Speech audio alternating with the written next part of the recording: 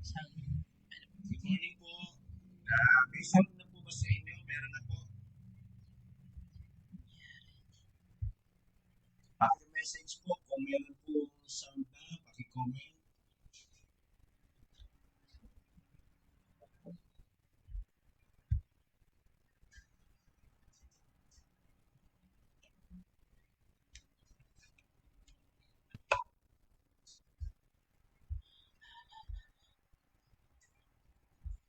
So, wala pa rin po. Wait lang po ng konti.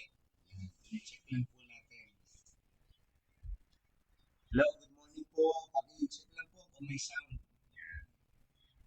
Kaya na po namin i-cut para tuloy-tuloy na po tayo. Sana po yung mga naka-join.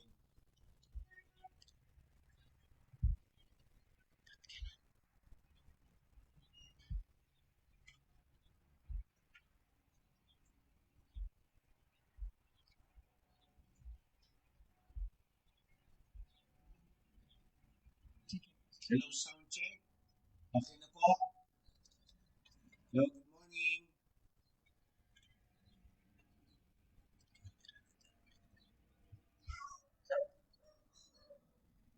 Okay na po. Good morning po. Good morning. Magandang umaga po sa inyo. Paki-check lang po yung sound check. Sound check.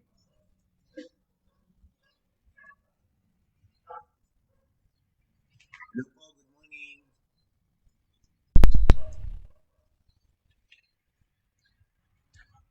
Hello, good morning po. Good morning po sa inyo. Paki-comment po kung may ayos na po yung volume natin, yung sound. Yan, sound check po. Good morning. Yan, sige po. Pasensya na po Humingi po kami ng paumanhin.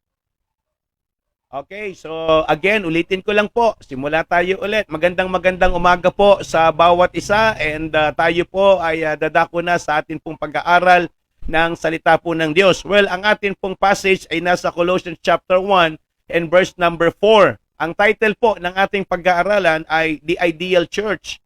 Ito po ay kung saan magandang makita po sa gawain ng Panginoon at kumbaga, ito po rin yung dapat makita sa gawain na ibinigay po sa atin ng Diyos. Well, ang unang bagay po na magandang tignan natin, yung sinabi po rito ng verse number 4, since we heard of your faith. So, meaning, ito ho ay nagpapakita ng paglago. Kaya nga, the ideal church, there is a growth. Meron pong masasabi nating paglago. Kaya nga, pag pinag-usapan po natin yung salitang ideal, ito po yung maganda at nababagay. Tandaan po ninyo, ang church ay hindi po patay na organisasyon. Ang church ay buhay na gawain. Sapagkat alam naman natin na ang pundasyon at ang dahilan at ang nagpasimula ay ang ating Panginoon. Kaya nga dapat, para makita natin na yung church natin ay ideal, dapat lumalago. Ano po? Yun ang ibig sabihin ni Pablo rito Ang kausap niya ay Colossian Church. Ano po? Yung mga mananampalataya, yung gawain sa Colose. Kaya nga sabi niya, since we heard of your faith. So meaning, yung kanilang pananampalataya ay may naaabot o kaya malayo ang nararating. Na pag-uusapan at kumbaga nabibigyan ng masasabi nating pansin yung kanilang buhay pananampalataya. So para bang ang idea nito, pag pinag-uusapan may nangyayari. Pero ang maganda po rito, yung kanilang pag-uusap patungkol sa pananampalataya ng Colossian Church ay patungkol po sa paglago. Kaya nga yun ho yung ibig sabihin ng ideal church. And then number 2, hindi lang po merong growth, dapat meron pong godliness. There is godliness. Kasi po sabi dyan, since we heard of your faith in Christ Jesus, so meaning, hindi lang to lumalago sa pananampalataya, meron po talagang kabanalan sapagkat alam naman natin na ang isang church dapat ang sentro si Kristo. Yun po yung ibig sabihin Lahat ng gawain at lahat din ng gagawin natin dapat patungkol yan kay Kristo at dapat ang sentro ang ating Panginoong Yesus. Kaya nga doon natin makikita, mga kapatid, tandaan natin palagi, ang ating paglilingkod, hindi po dapat ito nakasalalay sa tingin ng tao sa atin. Yung ating mga gagawin ay hindi po dapat nakadepende sa kung ano ang masasabi ng iba. Dapat lahat ng ating gagawin, tandaan natin palagi, ito ay dapat para kay Kristo at dahil kay Kristo lang. Wala pong dapat ibang dahilan. Wala pong dapat ibang pakay. Wala pong dapat ibang layunin, hindi para i-impress ang tao, hindi para ipagyabang sa tao, kundi kaya natin gagawin yung isang bagay na maganda at maayos kasi ang sentro ng dahilan ay para po kay Kristo lamang. Kaya nga, nung sinabi ng Bible, since we heard of your faith in Christ Jesus, so meaning, ang Colossian Church, ang sentro ng kanilang buhay ng paglilingkod, ang Panginoong Hesus. Diba? Doon nakatuon yung kanilang ginagawa para sa Panginoon. Kaya nga mga kapatid, magandang paalala rin po ito sa ating lahat bilang mga naglilingkod. Kami na nangangaral, kayo po na nasa gawain din ng Panginoon. Ang tama, lahat ng ginagawa natin dapat ay para po sa Panginoon lamang. Kaya nga, yun yung nakita ko. Ito yung ideal church. Di ba? Ang kanilang practices, yung kanilang purpose, yung lahat ng mga bagay na nakikita sa buhay ng mga members ng Colossian Church, sabi ng Bible, since we heard of your faith in Christ Jesus, so meaning, ito po ay para kay Kristo. Kaya nga, nakita natin, there is growth, there is godliness, and then number 3, there is glory. Tignan po ninyo yung sabi po nung later part. And of the love which ye have all to all the saints, yung kanilang pag-ibig sa bawat mananampalataya. 'Di ba? Parang ito yung church na mayroong malasakit, 'di ba? The church that cares to every believers, sa mga mananampalataya at sa lahat ng mga manggagawa. Ito po yung masasabi nating ideal church. Hindi ho sila perfect church. Ang Colossian Church is not a perfect church. Ideal meaning ito yung magandang makita.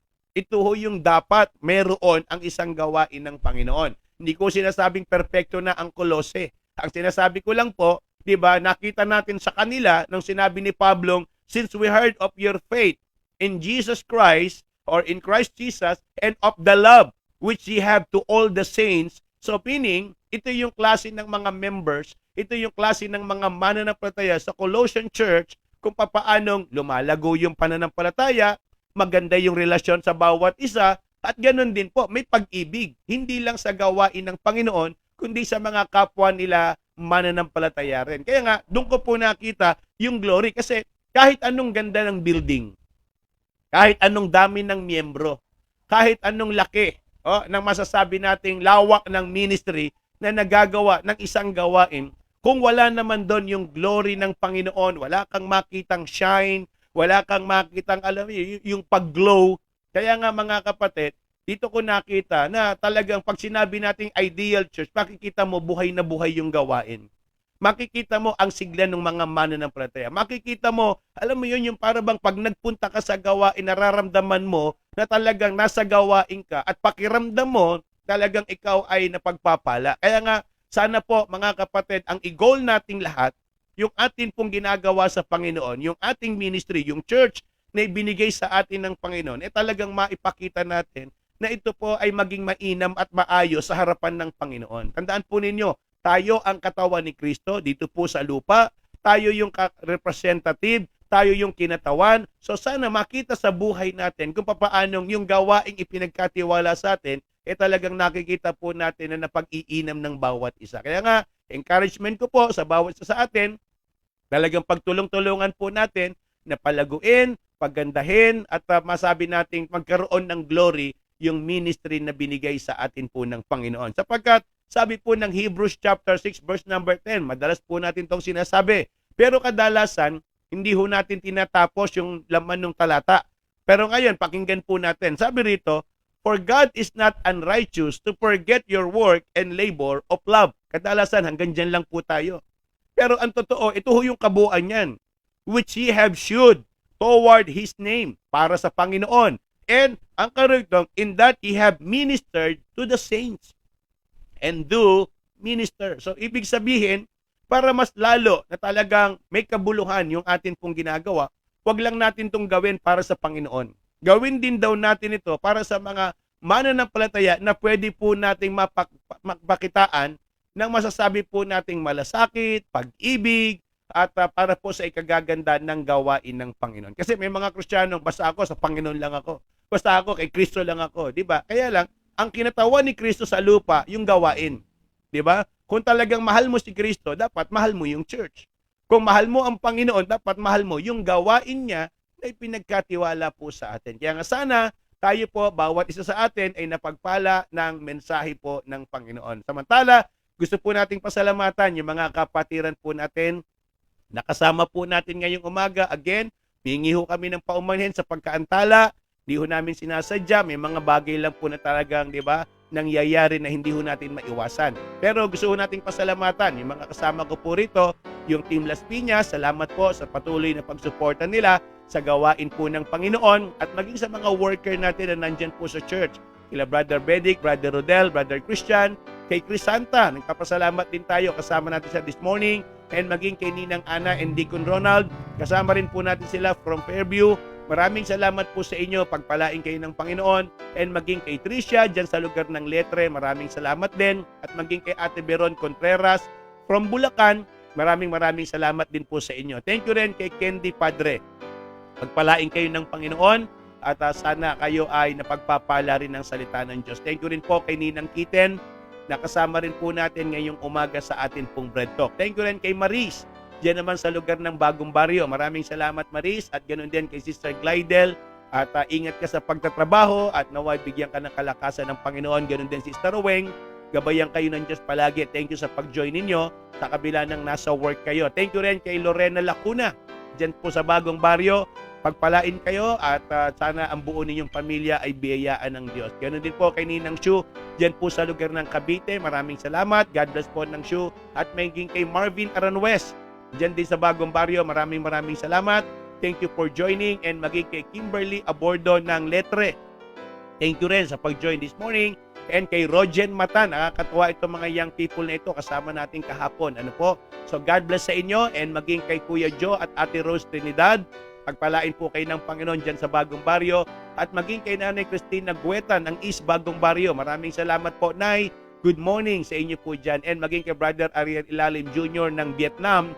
Thank you rin for joining this morning. And maging kay Joel Lacuna dyan sa Dubai. Maraming salamat, at naway ingatan ng buo ninyong pamilya dyan at patuloy kayong biyayaan ng lakas ng Panginoon. Thank you rin kay Preacher Chris na kasama natin ngayong umaga, and maging kay Ate Carmen Ilalim from Vietnam. Maraming salamat din Ate Carmen. God bless po. At maging kay Pearly Ambong. Yan, kay Pearly Aranwes. Ambong, maraming salamat. Thank you for joining. And maging kay Nanay Denden. Maraming salamat po, Nay. God bless po sa inyo dyan sa Bagong Baryo. At maging kay Brother Ryan Reyes. Maraming salamat. Nakakatuwa. Ang dami po natin ngayong umaga. Ano ho? Thank you, Brother Ryan. God bless sa iyo. At maging kay Kevin Palomo. Yan din sa Bagong Baryo. Maraming salamat, Kevin. God bless sa iyo. At maging kay Sister Lani. Yan, Sister Lani, kasama rin natin si Sister Lani, kasama naman niya si Ning Tabukin, Tumakin. Maraming salamat Sister Lani and Sister Ning, God bless sa inyo, at nais naming ipag-pray. Alalahan natin si Ninang Flor din. Si Ninang Flor, ganyan din po, meron din pong lagnat.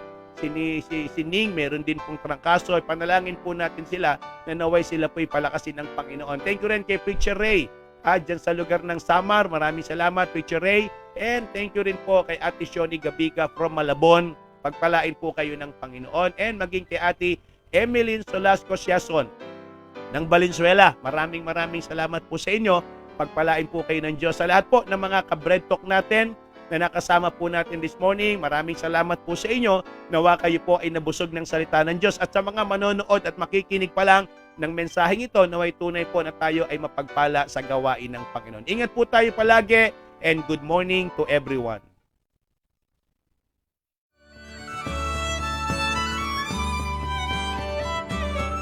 You're the Word of God the Father from before the world began. Every star and every planet has been fashioned by your hand. All creation holds together by the power of your voice. Let the skies declare your glory. Let the land and seas rejoice. You're the author of creation. You're the Lord of every man. And your cry of love rings out across the lands. Yet you left the gaze of angels, came to seek and save the lost, and exchanged the joy of heaven for the anguish of a cross. With a prayer you fed the hungry, with a word you calmed the sea. Yet how silently you suffered, that the guilty may go free. You're the author of creation, you're the Lord of every your cry of love rings out across the lands.